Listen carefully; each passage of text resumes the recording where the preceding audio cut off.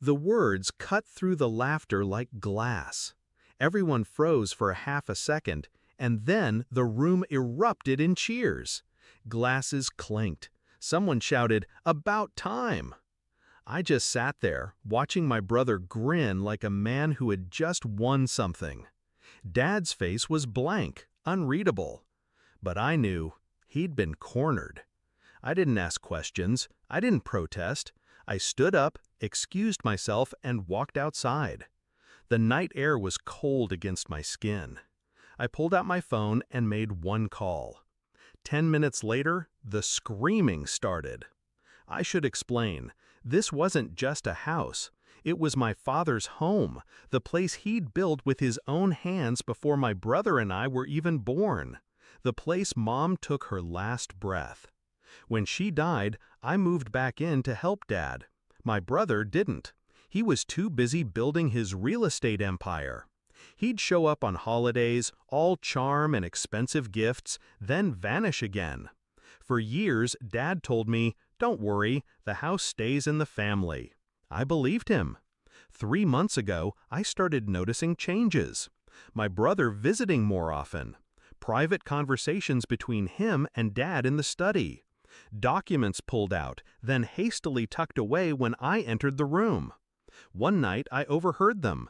Dad's voice low, uncertain. "Are you sure about this?" My brother's firm, almost smug. "Trust me, I'll handle everything."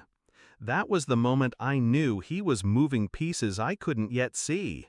So I started my own quiet investigation. First, I called a friend at the county clerk's office. No sales listing yet, but a quitclaim deed had been drawn up, transferring the house into both my brother's and Dad's names. Equal ownership. It wasn't illegal, but it was a setup, because equal ownership meant either could force a sale. Second, I checked Dad's accounts. Nothing unusual until I noticed a large transfer out 2 weeks earlier. Same day my brother had taken Dad to look at a property. Third, I spoke to Dad, casually, over coffee. "How's the will looking?" He avoided my eyes. "It's all taken care of." That's when I realized it wasn't just about the house. It was about control, and my brother was winning. So I planned, quietly, carefully. If he wanted to play games, I'd finish them before he knew the rules had changed. I called Dad's lawyer, explained the situation. We rewrote the necessary documents, legally, cleanly, so that Dad could revert ownership to himself alone. All he had to do was sign. The signature came easier than I expected. I think, deep down, Dad had been waiting for me to step in. We didn't tell my brother. We didn't need to. We just let him keep thinking he was the smartest man in the room. Which brings us back to Dad's birthday. The dining room was glowing with candlelight, wine flowing, laughter echoing against the old wooden beams. And then my brother stood, glass raised high, and made his announcement. "This house is going up for sale. Dad and I have agreed it's time to move on. Pack your bags, loser," he added, grinning at me. They laughed, cheered, raised their glasses. I smiled, not at him, at the thought of what was about to happen. I stepped outside and called Dad's lawyer. "Do it," I said. 10 minutes later, my brother's phone rang. He answered, and then the screaming started. He stormed outside, face flushed. "What the hell did you do?"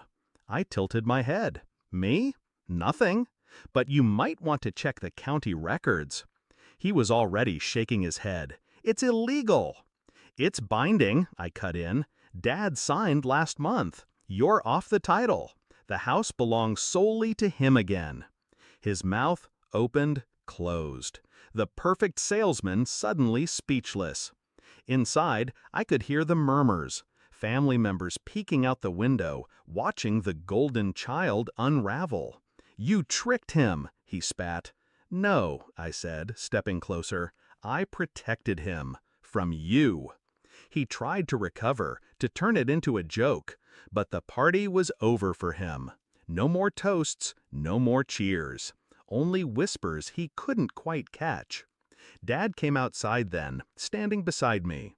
"I changed my mind," he said simply. And that was it. Final.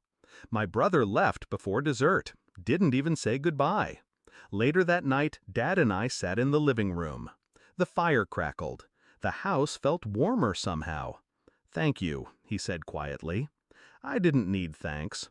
All I needed was the look on my brother's face when he realized the game was over before it began. People think revenge is about striking back hard and fast. It's not. It's about patience, about letting someone believe they've already won, right up until the moment they lose everything.